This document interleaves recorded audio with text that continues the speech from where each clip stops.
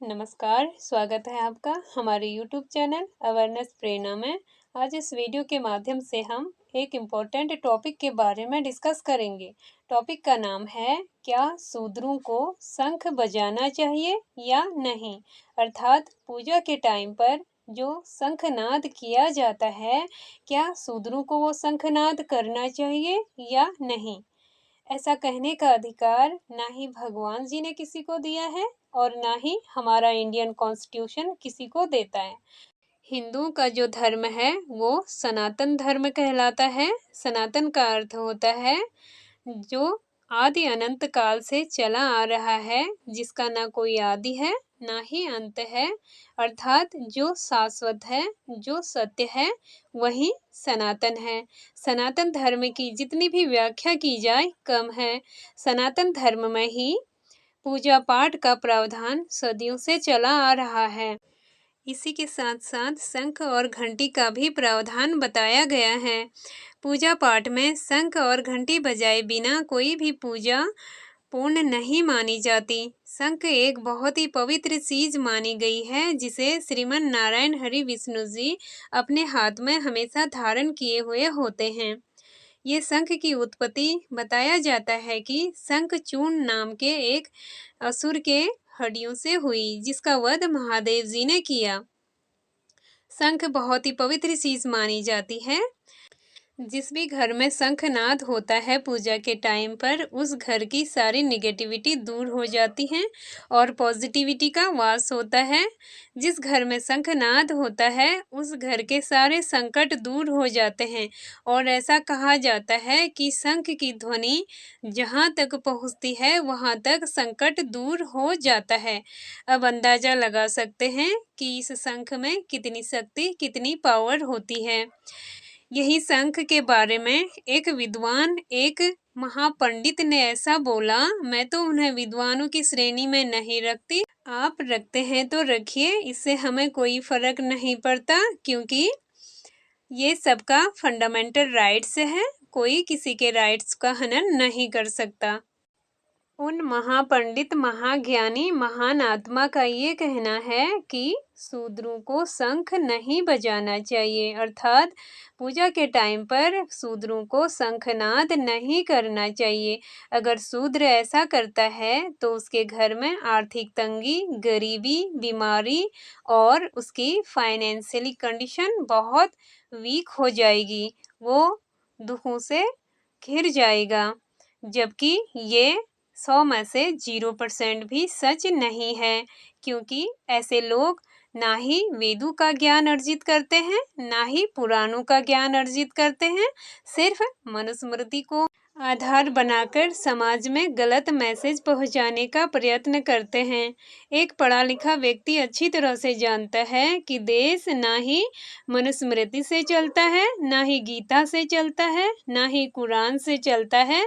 देश तो सिर्फ और सिर्फ संविधान से चलता है और आगे भी चलता ही रहेगा। आप लोग कितनी भी कोशिश कर लें, इन लोगों का ये कहना है कि शंख जो है वो बहुत ही पवित्र चीज होती है, उसे शूद्र को नहीं छूना चाहिए, उसे शूद्र को नहीं छूना चाहिए। शूद्र अगर उसे छुएगा, उसका नादन करेगा, उसे बजाएगा, तो शूद्र के घर में आर्थिक तंगी, गरीबी, परेशानी आ जाएगी। जबकि हमने खुद बचपन से ऐसा देखा है, जिस भी शूद्र के घर में सुबह शाम प्रॉपर पूजा होती है, शंख बजाया जाता है, उस शूद्र के घर में आर्थिक स्थिति और उनकी मानसिक स्थिति इतनी प्रबल है कि उतनी ऐसे मैसेज पहुंचाने वाले महापंडितों की नहीं होगी। उनके बच्चे इंडिया में नहीं, इंडिया से बाहर सेटल हैं, कोई अमेरिका में है, कोई कनाडा में है, कोई जापान में है। तो अब मुझे ये बताइए कि इन महान आत्मा की कौन सी बात सत्य है? ये सब मनुस्मृति के आधार पर एक बखेड़ा खड़ा करना है और समाज में ऊंच नीच की भावनाएं खत्म ना हो, इसलिए मनुस्मृति को आधार मानकर ये मैसेज पहुंचाना है। किसी ब्रह्मवैवर्त पुराण में ऐसा नहीं लिखा है, क्योंकि चारों वर्ण ब्राह्मण, क्षत्रिय, वैश्य, शूद्र, इन चारों वर्णों को उत्पन्न करने वाला पैदा करने वाला परमपिता परमेश्वर एक है। श्रीमन नारायण जी के मुखमंडल से ब्राह्मण की उत्पत्ति हुई और उनकी भुजाओं से क्षत्रिय की उत्पत्ति हुई। उन्हीं की जंघा से वैश्य की उत्पत्ति हुई और उन्हीं के चरण कमलों से शूद्र की उत्पत्ति भी हुई। शूद्र का बाप कोई और नहीं था, जो बाप इन तीनों वर्णों का था, ब्राह्मण, क्षत्रिय, वैश्य का, वही बाप शूद्र वर्ण का भी था। शूद्र वर्ण का बाप कोई और नहीं था। तो फिर शूद्र वर्ण ही इतना तुच्छ, इतना नीच कैसे हो गया? क्योंकि शूद्र का जन्म श्रीमन नारायण जी के चरण कमलों से हुआ। इसलिए अगर आप लोग मंदिर में जाते हैं भगवान जी के दर्शन करने के लिए, तो माथा कहाँ पर टेकते हैं? भगवान जी के चरणों में, या उनके मुखमंडल पर, या फिर उनके शीश पर। चरणों की अहमियत हर मंदिर में इतनी होती है, हर भगवान जी के द्वार में इतनी होती है, लेकिन उन चरणों से जिस वर्ण की उत्पत्ति हुई, उस वर्ण को कहा जाता है कि तू तुच्छ है, तू नीच है, तुझे वेदों का अध्ययन नहीं करना चाहिए, तुझे पुराणों का अध्ययन नहीं करना चाहिए। अगर तू भूल कर भी ऐसा करेगा तो तेरे कानों में लोहा पिघलाकर डलवा दिया जाएगा। ऐसी कुप्रथा मनुस्मृति की है।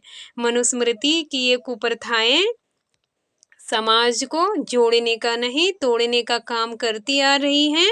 और कुछ ही पाखंडी लोग आज भी ऐसे विद्यमान हैं इस हिंदुस्तान में, इस भारतवर्ष में, कि ये लोग आज भी शूद्रों पर मनुस्मृति की कुप्रथा, कुरीतियों को आज भी थोपना चाहते हैं, क्योंकि इन्हें खुद अपने ज्ञान पर शंका है।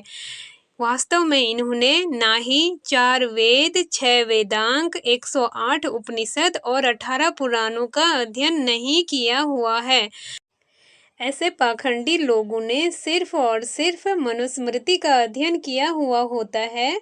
हाँ, मनुस्मृति का अध्ययन इन्होंने अपने जीवन काल में 50 से 100 बार कर लिया होगा, क्योंकि मनुस्मृति में जितनी भी बातें लिखी गई हैं वो शूद्र वर्ण के खिलाफ ही लिखी गई हैं। शूद्र वर्ण को वेदों का अध्ययन नहीं करना चाहिए, शूद्र वर्ण को पूजा पाठ नहीं करनी चाहिए, शूद्र वर्ण को ऐसा नहीं करना चाहिए, वैसा नहीं करना चाहिए। भगवान जी का लाख लाख शुक्र है कि उस मनुस्मृति में ये नहीं लिखा कि शूद्र वर्ण को वस्त्र भी नहीं पहनने चाहिए, वरना शूद्र बेचारे को तो पेड़ों की छाल लपेटकर ही अपना जीवन यापन करना पड़ता, क्योंकि शूद्र की ऐसी स्थिति इन लोगों ने कर दी थी कि वो इनके इशारों पर चलने के लिए विवश था। अगर हम किसी अच्छे खासे इंसान से ये कहने लग जाएं कि तू पागल है, तू पागल है, तू पागल है, तो वो अच्छा खासा इंसान भी एक दिन पूरी तरह से पागल हो जाएगा। भगवान श्रीमन नारायण जी ने 4 वर्णों को उत्पन्न किया, न कि 4 जातियों को। वर्ण का अर्थ होता है व्यवस्था। समाज को सुचारू रूप से चलाने के लिए व्यवस्था बनाई गई, 4 वर्ण बनाए गए, और इन पाखंडी लोगों ने इसी वर्ण व्यवस्था को जाति में कन्वर्ट कर दिया और अपने हिसाब से ऊंच नीच का भेदभाव पैदा कर लिया। दूसरे से मैं ऊंचा हूँ, तू नीचा है, मैं बड़ा हूँ, तू छोटा है। इन्हीं पाखंडी लोगों ने ये धारणा समाज में फैलाई ताकि इनका अस्तित्व बना रहे। मनुस्मृति की तरह 5 स्मृतियाँ और हैं। मैं ऐसे पाखंडी लोगों से ये कहना चाहती हूँ कि अगर इतनी ही विद्वता है आप में, तो एक स्मृति और लिख लीजिए, इससे कोई फर्क पड़ने वाला नहीं है। ये जो मनुस्मृति है, ये सिर्फ और सिर्फ एक स्वार्थी दिमाग की उपज है और कुछ भी नहीं है। मैं इन मनुस्मृति के विद्वानों से ये कहना चाहती हूँ कि शूद्र के खिलाफ इतने घटिया स्टेटमेंट देना बंद कीजिए, क्योंकि शूद्र को पता है कि उसके इंडियन कॉन्स्टिट्यूशन ने उसे कितने राइट्स दिए हैं। इक्वलिटी के अंतर्गत कौन सा राइट्स आता है, ये आप लोगों को भी पता होगा। थोड़ा मनुस्मृति से ध्यान हटाकर हमारे इंडियन कॉन्स्टिट्यूशन का भी अध्ययन कर लीजिएगा, यही आपके लिए बेहतर होगा। हमें गर्व है कि हमारे सनातन धर्म में ऐसे विद्वान भी मौजूद हैं जिन्होंने वास्तव में 4 वेदों का अध्ययन, 18 पुराणों का ज्ञान अर्जित किया हुआ है, जो वास्तव में विद्वानों की श्रेणी में आते हैं, जिन्होंने हमेशा समाज को एक सूत्र में बांधने का प्रयास किया हुआ है और जिनकी वजह से ही हमारे सनातन धर्म की जो शाश्वतता है वो बरकरार है। वरना ये पाखंडी और मनुस्मृति के विद्वान तो कब के सनातन धर्म को बेचकर खा चुके होते। किसी भी व्यक्ति को यह अधिकार नहीं मिला है कि वह दूसरे व्यक्ति के धर्म, रिलीजन, जाति, वर्ग, वर्ण के खिलाफ कोई भी गलत स्टेटमेंट दे। ये लोग मनुस्मृति, धर्म पुराणों को आड़ में लेकर समाज में गलत मैसेज पहुंचाने का प्रयत्न करते हैं। ऐसे लोगों के खिलाफ कड़ी से कड़ी कार्रवाई होनी चाहिए और एकजुट होकर आवाज़ भी उठानी चाहिए। आज की वीडियो में बस इतना ही। मिलते हैं अगली वीडियो में।